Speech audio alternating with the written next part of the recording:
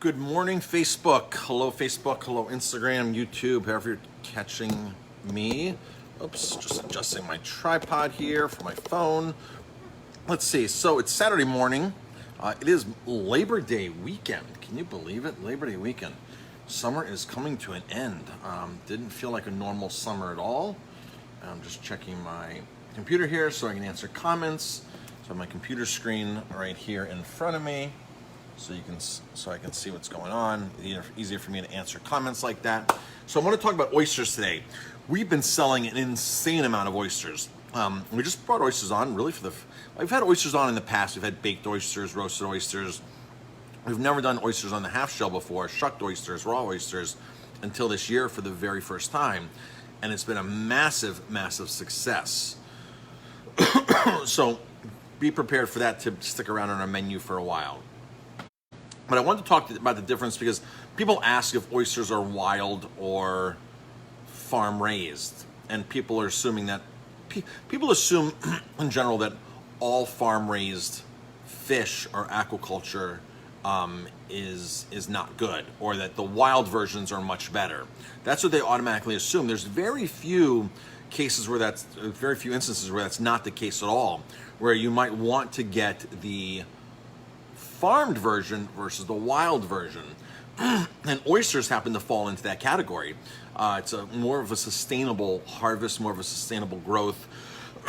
Excuse me, I'm just finishing my smoothie here. So it's a more of a sustainable item, oysters farm raised versus wild. And of course, a lot of people think, well, no, I only eat wild seafood. I only eat wild seafood. And you even see restaurants that have signs, we only serve wild seafood, which in most cases, yes, that might be the best option, but but that's not always. Heidi's saying, haha, I saw oysters and thought you meant the mushrooms. There are oyster mushrooms out, folks. I've seen on my runs, on some of my trail runs, several trees that have been loaded with oyster mushrooms, loaded with oysters. So there are oysters out there right now. Especially 2 weeks ago, they were really out there. So no, Heidi, it's when we're talking about the shellfish, the oyster shellfish, I guess I should have been a little more specific with that. But yeah, there are a lot of oyster mushrooms out there as well. So oysters, we put them on our menu, we put them on our lobster bake. We're selling a ton of them every weekend. It's crazy how many oysters we're going through, which is great. So those might stick around. But I just wanted to talk about a couple of facts about oysters, just so people know. Just some couple interesting facts.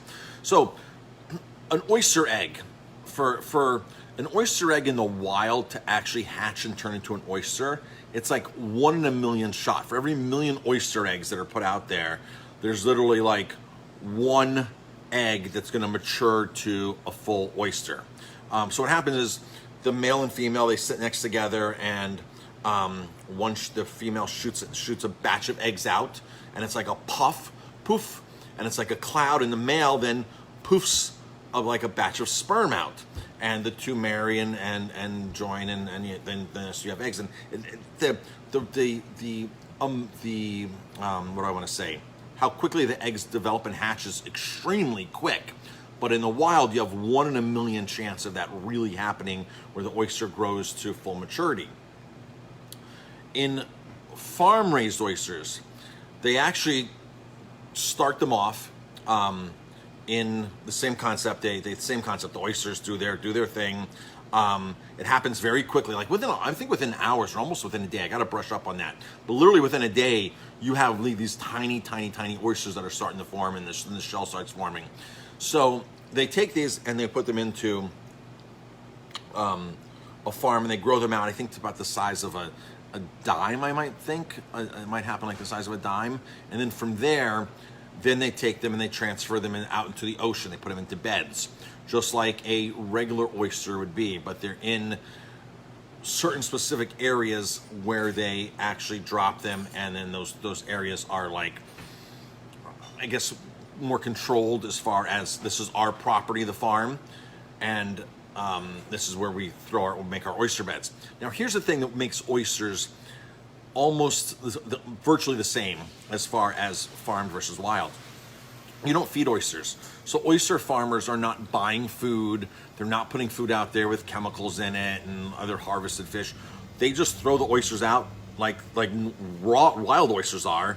They're just giving the oysters a jump start by putting them inside of a containment system in a farm. Once they get to a certain size, and they throw them out there, and the oysters are out there eating the same exact things that the wild oysters were eating, but now they've created more oysters because of, in the farming method, they have a much better shot than 1 in a million to actually make an egg, hatch, do their thing, and become a full-grown oyster.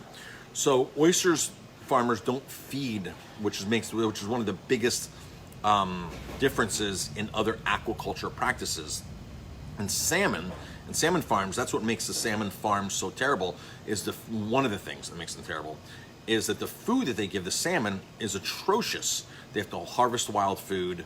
They have to load it with chemicals, pesticides, stabilizers, all these kinds of things, chemicals, and so the food is very unsustainable and unhealthy.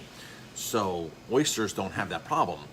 It takes 18 months for an oyster to reach full maturity so it can be harvested and put on the market.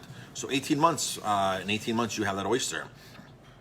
Jamie and I were just in Connecticut, and we're actually on our way to Maine, and we had a tire blowout on the RV we were in, and we got stuck in Mystic, Connecticut for four days. So we ate a lot of oysters, a lot of different types of oysters. Mystic, Connecticut's not a bad place to be stuck in, by the way, for any amount of time. So we really got a nice dine around of all the restaurants there and ate a lot of oysters and ate a lot of lobster rolls and things like that, and did a lot of research. And we were with another restaurant friend of ours who owns several restaurants.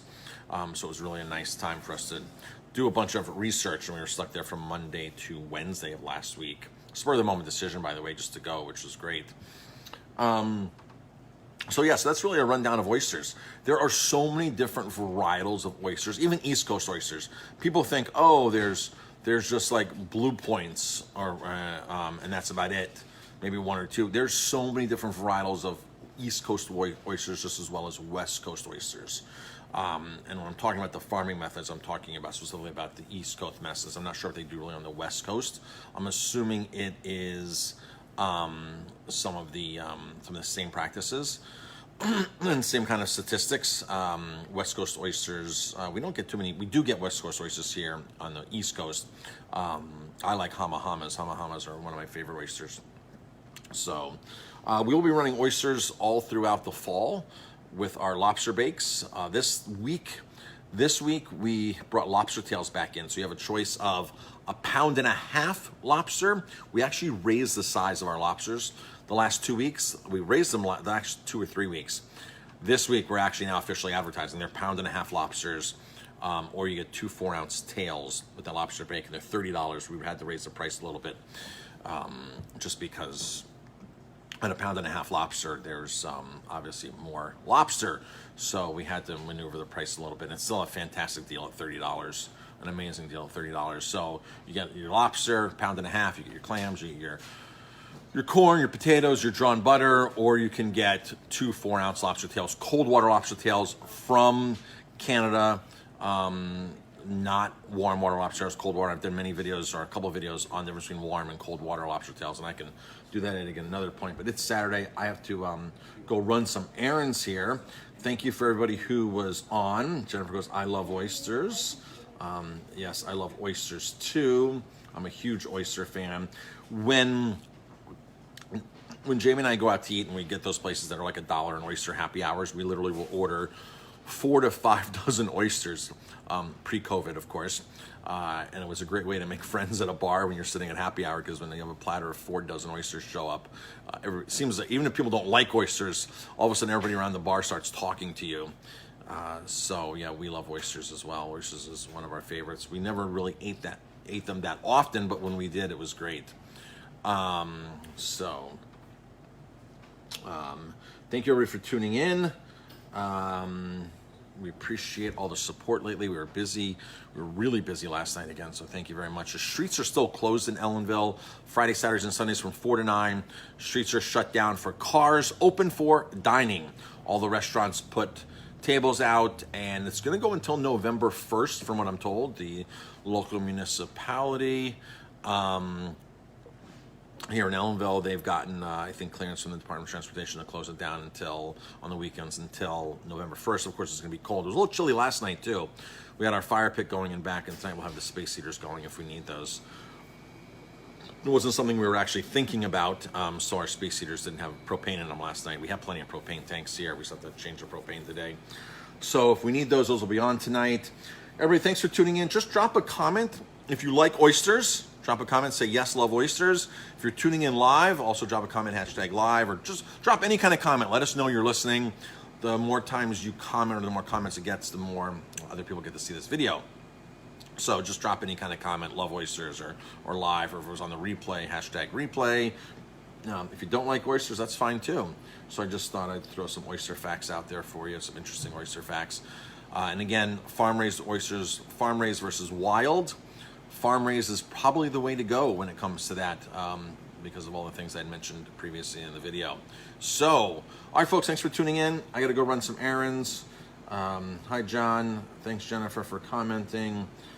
Greta, thank you very much. Of course, Jamie's on. She's in the office. Heidi, thanks for commenting, Heidi. And that's it, folks. Talk to you later.